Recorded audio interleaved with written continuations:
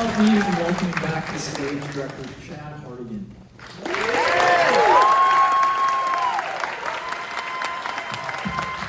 Thank you. Thank you. Thanks for sticking around. We do have pretty much the whole cast here. Also, Ethan, the writer, Ethan Ogilby.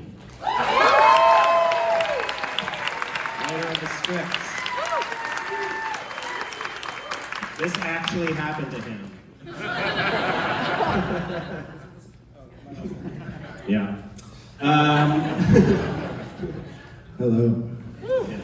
And let's bring some of the cast out. I can't see, but we've got Tommy Dew and Jaboukie Young White, who played Greg and Nat.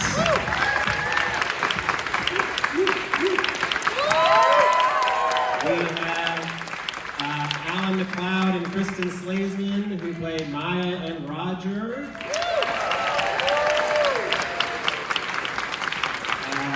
We have Arden Myrin, who played Jenny's mom. And we have Ruby Cruz, who played Jenny. And Zoey Deutch, who played Olivia. And Jonah Hauer-King, who played Connor.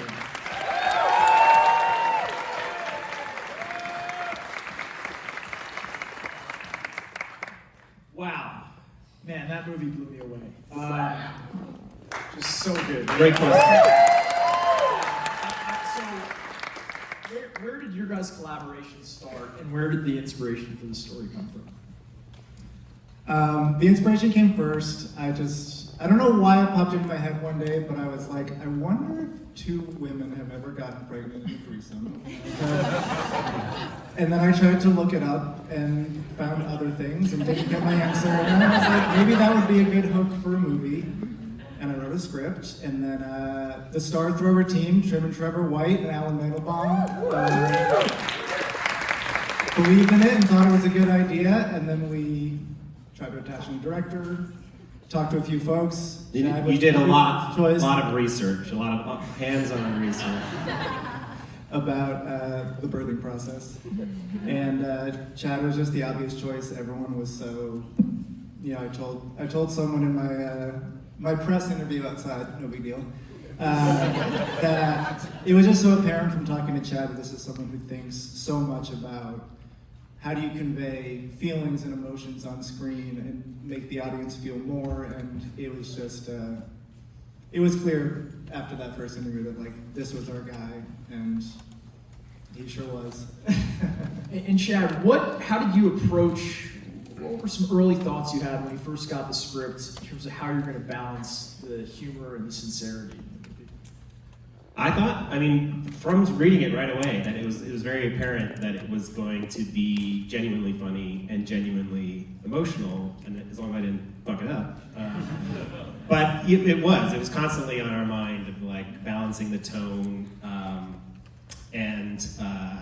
There's one of my favorite movies is called Two for the Road by Stanley Donen, and I listened to the DVD commentary on that. And he had a thing to say where he was like, you never have two sad scenes in a row. You gotta have a sad scene and then you gotta have a happy scene. So I took that advice to heart, and we really just tried to stay true to the characters and what they were going through. And it is hijinks, but it's also, if you take it seriously, emotional. So. I'd love to ask the cast some questions. There's so much vulnerability in each of your performances. How were you able to achieve that, and what was working with Chad like that gave you that kind of safe space to go there? This was our dynamic on set. I would just get pushed around. Okay. I really loved the characters. I thought Connor felt like a really multi-dimensional, real person who has not got it all figured out, and he's kind of messing it up along the way, but deep down is fundamentally a decent guy, and a romantic, and just trying to work out who he is and who he wants to be in love with. And so I think for us, I didn't feel like we needed to play the comedy because it was just funny situations that these people were getting themselves into. And actually focusing more on just, exploring the vulnerability, exploring the openness between them all, and let kind of Chad and the writing do more of the work. Does that make sense? Yeah, I think Olivia's nightmare is to be vulnerable, and that's what Connor brings out in her, is a chance to be a little softer and a little more gentle on herself, and that's what that love brings out in her. So, and Chad brings that out in all of us. He creates a very safe, fun environment. It was Quite mean as well, though, I would say. It's true. I wasn't Jonah. that part of it. Total asshole, but So nice, he's so nice. no, but it was so fun. He created just a really joyful place to play and to do whatever came in the moment. And so, all that's credited to the wonderful director. What were some of those, for you in making this film, what were some of the most meaningful experiences you had while you're making? I had kids of my own right before I read the script the first time. I had my first son, and then during the development, I had my daughter. They're both in the movie. They play the terror children. And so, I think that the script came to me at a point in my life where I was really open to a story like this, and then having the kids be able to be there and be a part of it, and it's going to be very meaningful in that way forever for me. They were really good. Really good. They were super fun to act with, honestly. And scary. Jonah. All right, sorry. I'd love to take some questions from the audience. There, yeah. My question for Chad, I get your first performance. I'm a really big fan of your other films. I love Little Fish so much. I feel like if there's like an immediate connecting point between all three of those films, I feel like you have your characters in really bizarre circumstances, like in Morris, you have a kid moving to Germany and making that jump, and Little Fish, the whole, some disease-laden world. With this, obviously, someone who's talking to women. But I feel like the connecting point is that, I feel like there are these big premises and they're so character-driven. Like, the entire time, they're doing these crazy things, but they're so focused on each other and just their emotions. Is that kind of where you start, with your films? Is there even place that, how do I, obviously you want to have a good hook, I would agree. I think that the common denominator, which I'm not looking for, but it just ends up being the case, is strangely, I'm very attracted to characters that are just trying to do their best. And none of my films have ever had any bad faith actors causing conflict on purpose. It's always just everybody's just really trying to do the right thing, and I have maybe rebelled against the conventional wisdom that that's not dramatic and that doesn't create conflict. But I would say the same thing. I've noticed that this film, Little Fish, they all deal with characters who are just trying to do the right thing, and it's hard. It's hard, and it creates messy situations. So. But that said, outside of that, I love just doing all kinds of genres. I love all kinds of movies, and the more different, the better. When I'm looking for something. Thank you. Yeah. Was there a reason why it was filmed in Arkansas? Why? You got something in Arkansas? Was that the script, or was it did you have a specific location that you wanted to have it in, or? I think you wrote it for New Orleans? It was originally written for New Orleans because when I wrote it, I thought that I heard the tax credits were the best there, and it turns out they were actually the best in Arkansas. But it had to be a southern city because, going on the road trip to get the abortion was an important part of the script, so it couldn't be in New York or something because the story is very different that way. So Arkansas is where it ended up, and I think that actually gives it a fun texture. It's like a very specific place that is not Atlanta. Jaboukie actually moved there. He lives there now. Come visit. Yeah, up here. Yeah. First of all, I want to say, really enjoyed it. Jaboukie, I'm really a fan of yours. Your studio really amazing and fabulous. Thank you. And I guess I just wanted to ask how the whole cast came together, how you cast the roles. Zoey came first. She attached first, and then I had actually never seen Jonah act anything. Still haven't.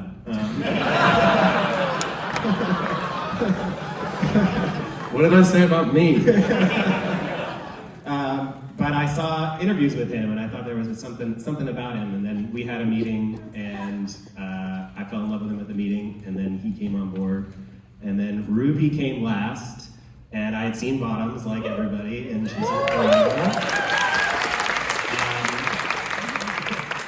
and then it was difficult. Like you couldn't just cast 3 individually great actors. I had to think about like what's their chemistry going to be, and what's their dynamic. Are they going to have the right amount of conflict with each other?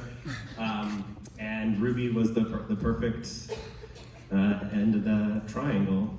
And then Jaboukie auditioned, he crushed his audition, and then took a long time to get you because you asked for so much money. $5 billion. And then the rest, Allan and Kristin are friends of mine, and Arden and Tommy and everybody else. Just people I knew or people I had liked, and once they read the script, they all felt like it was worth doing, so we lucked out. I really feel like casting is 90% of the directing job, so I'm very happy and spoiled with this one. Yeah, up here. So all the leads are like they make these like plot decisions, but they never stop being like completely likable. Is there like an edit on kind of room floor where they're like one character is like too flawed or too annoying or too like perfect?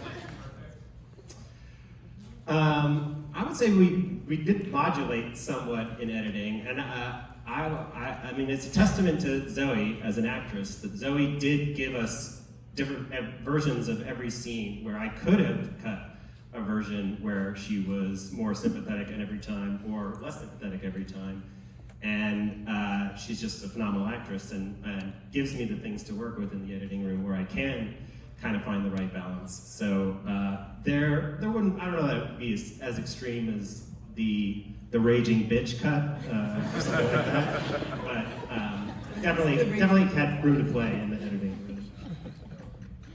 Yeah. Hey, first of all, congrats to everybody. You guys did an amazing job. Love the film. The question is for Chad and Jonah. The montage where you start with the guitar and then it goes into a more orchestral version of it. Do you play the guitar live on camera and then out of the orchestra afterwards? How did that work out? Can I tell the story? Yeah. Or do you want to tell? One of my best friends is Keegan DeWitt. He's here. He does the music for the movie. I can't also say our cinematographer, Sing How Yeah. We got a lot of people here. Is Autumn here? Autumn, our editor, is here. So lots of people from the country. But anyway, Keegan's one of my best friends, and so he starts working on the movie the minute I start working on a movie. And he's writing music before we shoot, during the shoot. He watches dailies and sends music. And I always get so excited by it that I share it with the cast. And Jonah heard some of the music and was like, I actually have an album I'm working on, and I have a song that I think fits in this mold. And he played it for me in his hotel, and I was like, this is great. Let's put it in the movie. And so we were filming at the recording studio anyway in a couple days. And I was like, well, let's just film it. And he did that in one take. He did perform it live. And then we added the orchestral in post. And it's one of my favorite sequences of the movie. And it just comes from Jonah being extremely talented. Just another big round of applause for this movie. Please remember to vote. It's a big difference. And thank you guys so much.